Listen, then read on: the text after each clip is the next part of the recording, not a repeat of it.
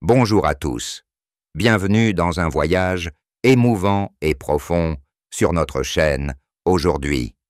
Aujourd'hui, nous explorons la vie de Fabrice Lucchini, icône du cinéma et du théâtre français, qui a conquis le public grâce à sa voix envoûtante, son humour perçant et ses rôles marquants dans des films tels que Beaumarchais, L'Insolent ou Dans la maison. De ses débuts de barbier à Paris à son apogée en tant qu'acteur, nommé au César. La vie de Fabrice Lucchini est une histoire de talent, de passion et de souffrance cachée. Si vous aimez les histoires d'ascension, les recoins cachés du cœur et l'héritage éternel, abonnez-vous à la chaîne dès maintenant pour ne manquer aucune de nos vidéos. Plongez dans l'univers de Fabrice Lucchini, où l'art et l'émotion se mêlent pour créer un portrait inoubliable. Fabrice Lucchini, né le 1er novembre 1950 et dans le 9e arrondissement de Paris, en France, a grandi dans une famille d'immigrés italiens où l'art n'était pas une priorité. Son père, Adelmo Lucchini, était fruitier et sa mère Hélène travaillait dans une épicerie. La famille Lucchini mena une vie simple, voire misérable, dans les années d'après-guerre, alors que Paris peinait à se remettre de la guerre. Cadet d'une famille de 4 enfants, Fabrice apprit très tôt à être indépendant, mais éprouva aussi un sentiment d'aliénation, comme s'il n'appartenait pas vraiment au monde qui l'entourait. Son enfance fut loin d'être heureuse, mais semée d'embûches, devoir travailler tôt pour subvenir aux besoins de sa famille et se sentir isolé du fait de son origine immigrée. L'une des plus grandes souffrances de Fabrice fut le sentiment de ne pas être reconnu dès son plus jeune âge. Enfant, il était souvent ridiculisé par ses pairs pour sa voix particulière et son élocution quelque peu pompeuse, qui deviendrait plus tard sa signature au cinéma et sur scène. Cette gêne le rendit timide, se réfugiant souvent dans l'univers littéraire, notamment dans les œuvres de Marcel Proust, Honoré de Balzac et Molière. Ces livres lui ont non seulement apporté du réconfort, mais l'ont aussi inspiré à rêver d'une vie au-delà des ruelles parisiennes. La deuxième grande douleur fut la perte de sa mère, Hélène, en 1985. Fabrice entretenait une relation privilégiée avec elle, seule personne de la famille à soutenir sa passion pour l'art, malgré ses lacunes en théâtre et en cinéma. Suite à sa mort d'une crise cardiaque, Fabrice sombre dans une longue période de dépression. Il confia un jour lors d'une interview que cette perte lui avait donné l'impression d'avoir perdu la flamme qui réchauffait son cœur. Il commença à se demander si ses efforts professionnels en valaient vraiment la peine, alors que la femme la plus importante de sa vie n'était plus là pour témoigner de son succès. Cette période, bien que peu médiatisée par lui, laissa de profondes cicatrices, le poussant à se fermer davantage sur ses sentiments personnels. Une autre douleur que Fabrice dut affronter fut la pression de la célébrité. Devenu l'un des acteurs les plus appréciés de France, il fut souvent scruté par la presse et le public. Un événement mémorable eut lieu en 1990. Un tabloïd l'attaqua pour son style de vie excentrique, le qualifiant de acteur prétentieux, ne parlant que de littérature et de philosophie. Cette critique, bien qu'injustifiée, le blessa profondément, car il avait toujours considéré son amour de la littérature comme une partie intégrante de lui-même. Il confia un jour que cette critique le faisait pleurer de solitude, se sentant incompris par le public, même qu'il cherchait à servir. La vie de Fabrice fut également marquée par des relations personnelles insatisfaisantes. Bien qu'il ait eu une fille, Emma Lucchini, Né en 1979, sa relation avec la mère d'Emma, Cathy de Beauvais, fut de courte durée. La séparation, bien que gérée discrètement, le laissa avec des regrets et des remords. Il se demande souvent ce qu'il aurait pu faire différemment pour préserver cette relation, surtout en voyant Emma grandir sans la présence de ses deux parents. Ces douleurs, bien que cachées par Fabrice derrière un sourire spirituel et un jeu d'acteur libre, ont façonné une personne sensible qui cherche toujours à transformer la douleur en art. La carrière de Fabrice Luchini est un long parcours, depuis ses débuts comme barbier jusqu'à sa carrière d'acteur parmi les plus respectés du cinéma et du théâtre français.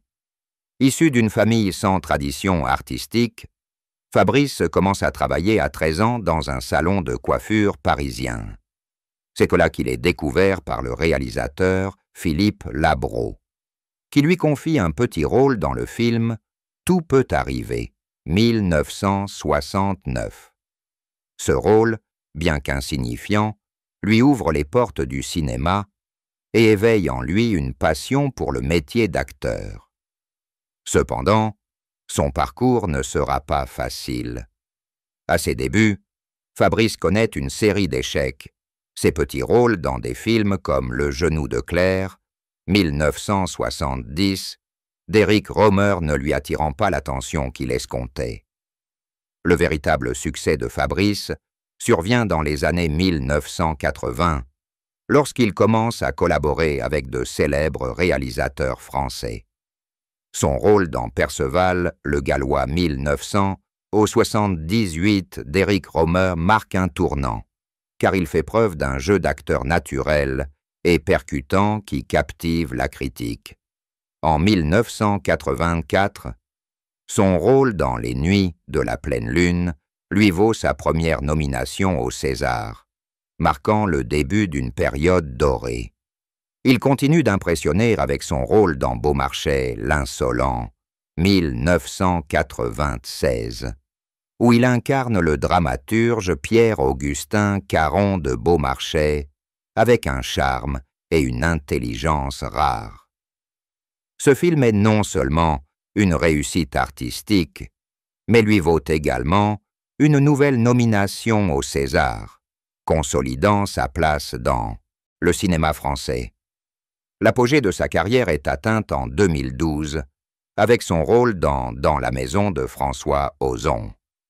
Son rôle de Germain, un professeur de lettres entraîné dans l'histoire d'un élève surdoué, révèle son talent d'acteur multidimensionnel, allant de l'esprit à l'obsession profonde. Le film lui vaut un prix d'interprétation aux Lumières et une nouvelle nomination au César. Fabrice a confié que le rôle l'avait fait pleurer à plusieurs reprises sur le tournage, non seulement à cause de l'émotion du personnage, mais aussi parce qu'il avait l'impression de vivre pleinement sa passion. Ces moments d'immersion dans son personnage témoignent de son dévouement à son métier. Cependant, la carrière de Fabrice n'a pas été sans heurts. Le film Barney et ses petites contrariétés, 2001, malgré de grandes attentes, n'a pas séduit le public, et sa performance a été jugée trop mélodramatique par certains critiques. Cet échec l'a plongé dans un profond doute, au point d'envisager d'abandonner la comédie pour se consacrer au théâtre, où il se sentait plus libre. Il a également traversé des périodes difficiles sous la pression de la presse, notamment après ses déclarations publiques sur des questions politiques et culturelles qui lui ont valu d'être taxé de narcissique.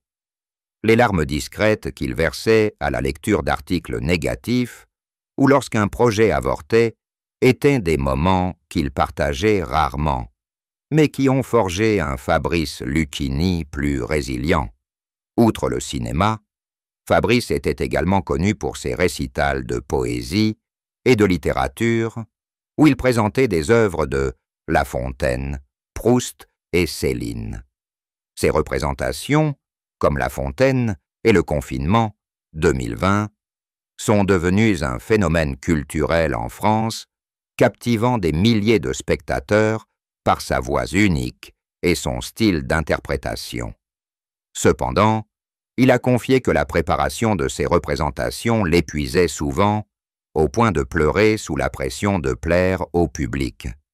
La carrière de Fabrice, qui compte 7 nominations au César et le titre de Chevalier des Arts et des Lettres, témoigne d'un parcours fait de passion, mais aussi de larmes. Fabrice Lucchini, bien que connu pour son charme et son talent, a toujours gardé sa vie privée secrète. Quant à son mariage, il a rarement évoqué ses relations amoureuses, mais on sait qu'il a été marié à Cathy de Beauvais, la mère de sa fille, Emma Lucchini. Ce mariage, célébré dans les années 1970, est resté discret, fidèle à la personnalité réservée de Fabrice. Dans une rare interview, en 2010, il a révélé que Cathy et lui étaient séparés depuis longtemps, mais qu'il lui avait toujours attribué le plus beau cadeau, leur fille Emma. Il a décrit leur mariage comme un voyage magnifique mais difficile, évoquant la difficulté de concilier une carrière bien remplie et des responsabilités familiales. Concernant la maladie tragique de sa compagne, bien qu'il n'existe aucune information officielle, des rumeurs circulent selon lesquelles Cathy de Beauvais, ou une autre femme proche de Fabrice plus tard, était aux prises avec une maladie grave, possiblement un cancer du sein. Lors d'une lecture de poésie en 2015, Fabrice s'est soudainement interrompu au milieu d'une phrase et a confié qu'il pensait à une personne très spéciale qui luttait contre la maladie. Il a confié que la voir souffrir et subir des traitements l'avait souvent fait pleurer, surtout lorsqu'il se sentait impuissant à l'aider. Il a décrit la douleur de voir un être cher décliner progressivement et comment il essayait de lui apporter de la joie par les histoires et les poèmes qu'il lisait. Les larmes de Fabrice, durant cette période, provenaient non seulement de la douleur de la perte, mais aussi du regret de ne pas pouvoir passer plus de temps avec cette personne. Il a un jour confié qu'il se reprochait souvent d'être si absorbé par son travail qu'il lui manquait des moments précieux avec ses proches. Bien qu'il n'ait pas révélé son identité, ses paroles émouvantes ont permis au public de percevoir un autre Fabrice Lucchini, non pas l'acteur confiant sur scène, mais une personne vulnérable aux prises avec une douleur personnelle. Sa discrétion à propos de cette histoire, tout en protégeant sa vie privée, était aussi pour lui une façon de garder pour lui ses souvenirs douloureux. La relation de Fabrice Lucchini avec Cathy de Beauvais, la mère de sa fille Emma, a été un moment important mais méconnu de sa vie. Leur mariage, célébré dans les années 1970, a été passé sous silence, en partie parce que Fabrice a toujours voulu protéger sa famille des regards indiscrets de la presse. Dans une rare interview, il a décrit Cathy comme une femme intelligente et forte, qui l'a aidé à maintenir son équilibre pendant les premières années tumultueuses de sa carrière. Cependant, leur mariage a été de courte durée et ils se sont séparés alors qu'Emma était enfant. Fabrice n'a jamais donné de raison précise, mais il a laissé entendre que leur différence de mode de vie et les pressions liées à son travail y avaient contribué. Cathy de Beauvais, bien que n'étant pas une célébrité, était décrite par ses proches comme une femme indépendante et artistique qui a eu une grande influence sur Fabrice dans sa jeunesse. Elle confia un jour à ses amis que Fabrice était trop immergé dans son propre monde, faisant référence à sa personnalité introvertie et à sa passion pour la littérature qui le rendait parfois distant dans leur relation. Un ami de la famille raconta que Cathy aimait beaucoup Fabrice mais qu'elle trouvait difficile de vivre avec quelqu'un toujours occupé par des projets de théâtre et de cinéma, souvent absent de la maison pendant de longues périodes. Leur séparation, bien que discrète, laissa à Fabrice un profond regret, surtout lorsqu'il repensa aux années passées à grandir sans la présence de ses deux parents. Après sa séparation avec Cathy, Fabrice ne s'est pas remarié et ne semble pas avoir l'intention de se remarier. Dans une interview, en 2018, il déclarait « Le mariage est une belle idée, mais j'aime davantage ma liberté. » Il expliqua qu'il ne voulait pas être accablé par les responsabilités familiales, estimant n'avoir pas été un bon mari par le passé. Il a cependant admis que son choix de rester célibataire l'avait parfois laissé seul, surtout lorsqu'il voyait sa fille Emma construire sa propre vie. Les moments sombres du mariage de Fabrice, des différences de mode de vie au regret, sont des choses qu'il partage rarement, mais qui ont façonné un homme qui cherche toujours à se racheter par l'amour de sa fille et par l'art. Fabrice Lucchini, dont la carrière s'étend sur plus de 5 décennies, devrait avoir une fortune estimée à 12 millions de dollars d'ici 2025. Sa principale source de revenus provient de son rôle dans plus de 70 films, allant de productions d'auteurs comme Les Nuits de la pleine lune à des films commerciaux comme Potiche 2010. Son rôle dans la maison 2012 lui aurait rapporté jusqu'à 500 000 €, une somme considérable dans l'industrie cinématographique française. Par ailleurs, ses rôles dans des films d'Éric Rohmer, Françoise Ozon et Claude Lelouch ont également contribué à sa fortune, chaque projet rapportant entre 100 000 et 300 000 €. Outre le cinéma, Fabrice tire également des revenus importants du théâtre et des lectures de poésie.